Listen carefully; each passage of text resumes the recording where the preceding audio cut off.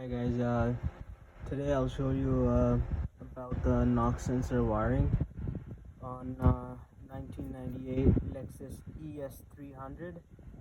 So sometimes what happens is on the connector right at the end, the wiring will get all disconnected and stuff, will get ripped apart because it's being old. So me trying to get it on a budget right now to get it going at least, so we can replace the wiring later on. So what I did, I put in 2 new wires, and now these 2 wires that are here, these 2 are negative. That's negative wires that's goes on top of the signal wires. These 2 are signal wires that goes to the ECM, and this negative wires, they basically wrap around here so that it can the signal that goes through, it doesn't get interrupted by the other wires or other signals that are around the car.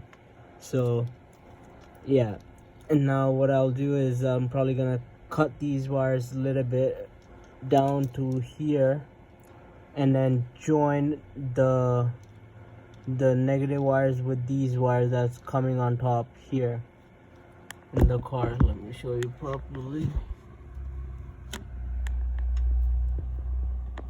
Here you go, that's a better look. Okay, so this is what I mean. These 2 are the signal wires, so these 2 that goes to the ECM, and this is the negative wires that I put in myself, and we put that through a connector all ready to go.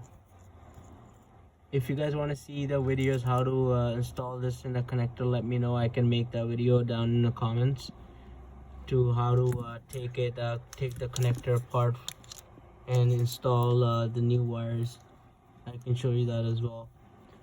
And this is negative wires that shield the ECM wires, so the signal can go through without getting interrupted from the other signal wires that's around the car, other sensors. So this negative, we're gonna probably go around here, cut it, and whatever the rest wire, we're gonna wrap around and connect it with this.